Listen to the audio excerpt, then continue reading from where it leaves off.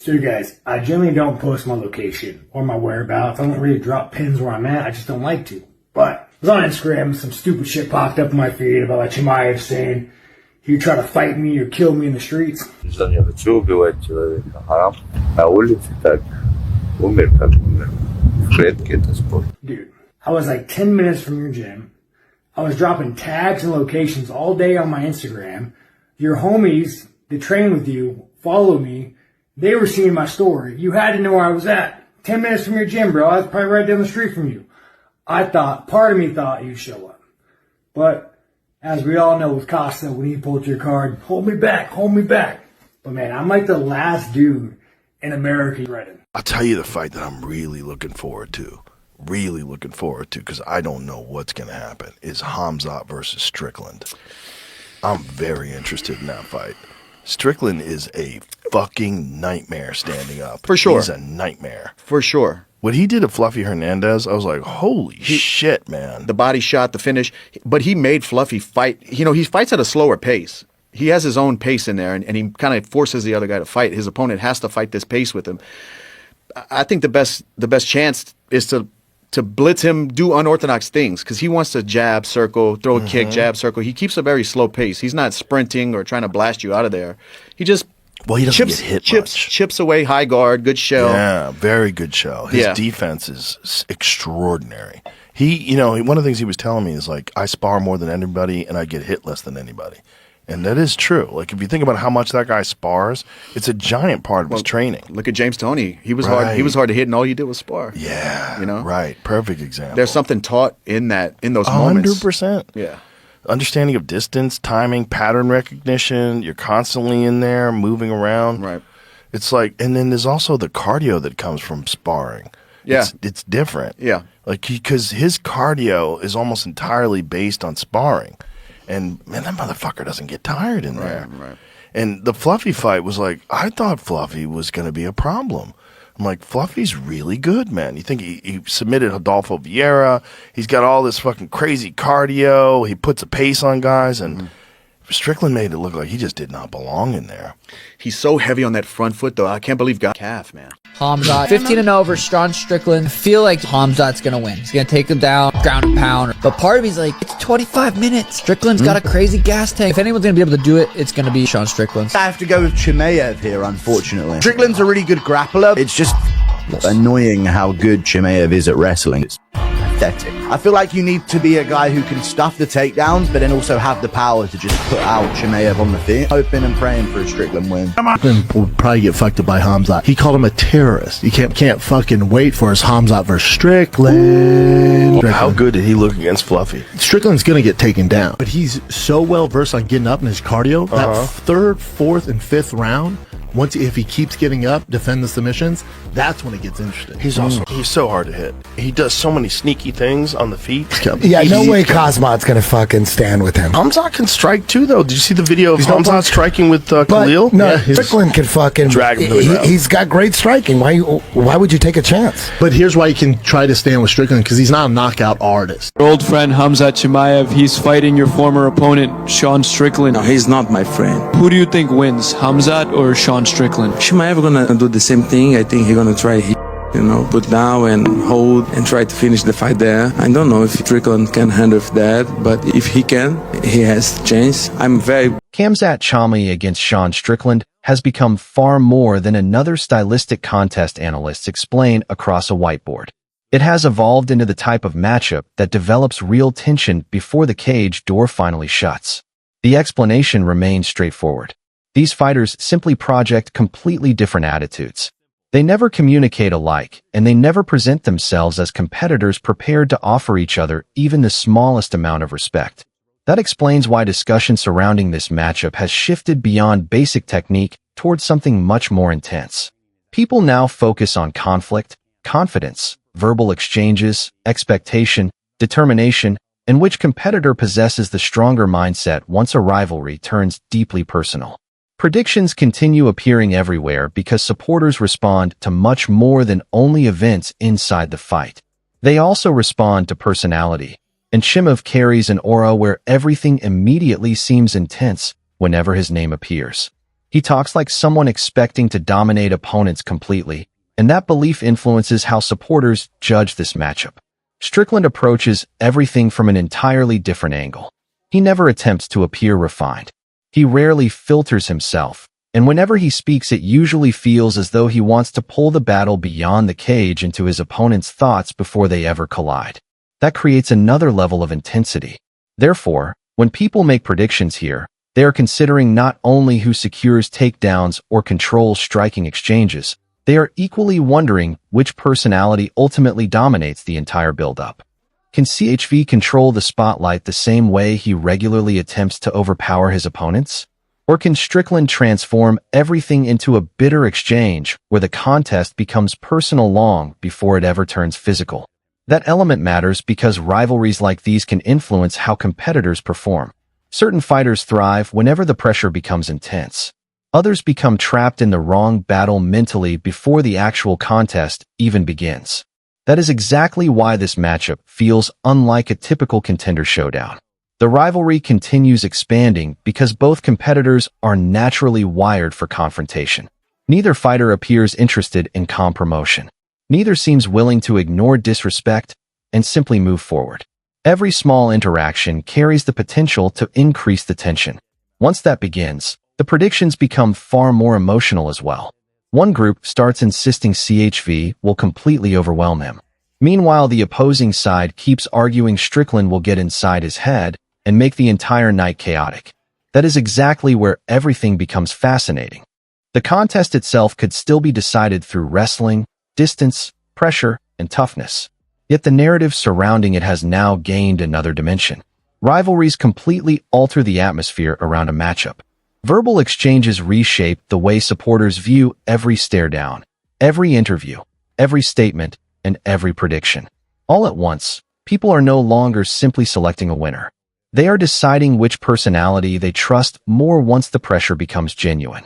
A major reason this matchup has generated such excitement is because both fighters understand how to spark reactions, although they accomplish it through entirely different methods. Chav carries a straightforward sense of intimidation. He rarely sounds like somebody attempting to entertain everyone around him.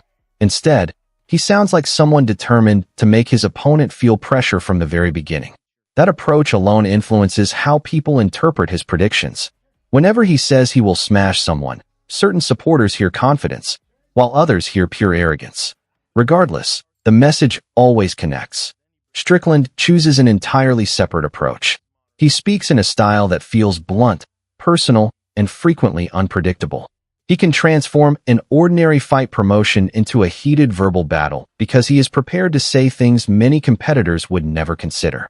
That explains why a possible rivalry with Chimaev carries enormous potential. Strickland does not merely respond to questions. He has the ability to turn them into attacks, humor, insults, or psychological games. Once he finds his rhythm, the matchup no longer feels like a regular sporting contest and begins resembling a deeply personal feud. That is where the verbal exchanges become far more than simple background chatter. During certain fights, the words carry little importance because both competitors are obviously only promoting the event. In this case, that seems much harder to accept. Chimaev presents himself as though every threat is completely genuine. Strickland speaks like he would gladly turn the entire build-up into an all-out battle of disrespect whenever given the opportunity. That makes every prediction surrounding this matchup feel even more dramatic, because people are no longer imagining only what unfolds inside the cage. They are also imagining what happens during the press conference, throughout the stare-down, and within those moments when a single remark suddenly becomes the biggest headline of the entire week. A rivalry like this also shapes public perception. Chimaev's supporters view his attitude as proof of a fighter who believes he can impose himself whenever he chooses. Strickland's supporters hear his words and study his mentality, seeing someone who refuses to be intimidated, or who might actually welcome the verbal chaos and could use Chimaev's seriousness against him. That division creates two completely different narratives. In one, Chimaev becomes the hunter who silences every distraction through sheer force. In the other, Strickland pulls him into a personal conflict and forces him to compete emotionally. That final point matters because fighting with anger can either help or damage someone depending upon the matchup. If Chimaev maintains his discipline, the trash talk might not matter whatsoever after the action begins. However, if Strickland manages to provoke him, irritate him, and transform that aggression into impatience, then the entire prediction takes a different direction. All at once, the rivalry is no longer just promotion, it becomes a strategic advantage. It turns into part of the way the fight could genuinely be won or lost. Whenever people begin making serious predictions about this matchup, the rivalry angle constantly finds its way back because it influences how both fighters are perceived. Jab is frequently expected to dominate early, and that prediction becomes even stronger when emotions run high. Fans supporting him believe the extra intensity only makes him even more dangerous. They feel that if everything becomes personal, he will arrive even more aggressively, apply pressure even quicker, and make Strickland regret every statement. In their view, trash talk never slows Cha down. Instead, it gives him greater motivation to attack. Strickland's supporters see everything differently. They believe he is among the few fighters who might genuinely enjoy the ugliness surrounding the build-up and remain completely relaxed within it. He is not the type of competitor who requires everything peaceful and respectful before performing. If anything, a bitter rivalry could make him more focused, more outspoken, and even more determined. That explains why many of his supporters believe the verbal battle favors him. They never expect him to break under pressure. They expect him to keep speaking, keep provoking, and keep making the build-up uncomfortable enough that Chav might begin chasing punishment rather than maintaining control. That completely changes the prediction discussion in a major way. A composed Chaim is terrifying because he can remain focused and force the wrestling situations that make him extremely dangerous. A reckless Chimaev remains dangerous, but he becomes easier to anticipate. Strickland may not be the more polished athlete overall, yet he is exactly the type of opponent who can benefit if the other fighter begins chasing a statement instead of simply securing victory. That explains why certain analysts would never dismiss the trash talk as unimportant. In this situation, it could influence the mental balance. There is also the public side of the rivalry. Fans do far more than simply watch the fight. They pick their sides well before the opening bell. Once the verbal exchanges begin, predictions become much more emotional. Chaim supporters begin speaking as though Strickland is about to get overwhelmed. Strickland supporters start arguing Khamzat has never faced someone this difficult to unsettle. The matchup then expands beyond technique and transforms into a battle of loyalty. A clash of personalities and a test of which competitor can maintain his identity throughout the intensity of the event. And that is where rivalries become truly dangerous. They blur the boundary between performance and personal identity. If Chimaev begins believing he must prove he is the tougher man instead of simply remaining the better fighter, that can change his decisions. If Strickland becomes overly focused on embarrassing him verbally or mentally, then that can also pull him away from the smartest game plan. Rivalries can strengthen focus, but they can also distort it. That is why predictions here cannot rely upon skill alone. The emotional pressure carries importance as well. The most fascinating part of this entire matchup is that the rivalry, the predictions, and the trash talk all lead back to the very same final question. Which fighter manages pressure better once everything becomes personal? That is exactly what makes this matchup so compelling. Chaff usually enters a fight like an approaching storm. Many people believe that if he builds momentum early, the personal tension will simply make him even more ruthless. They imagine him using the hostility as motivation, grabbing hold of Strickland and attempting to break him in a way that feels like punishment just as much as winning.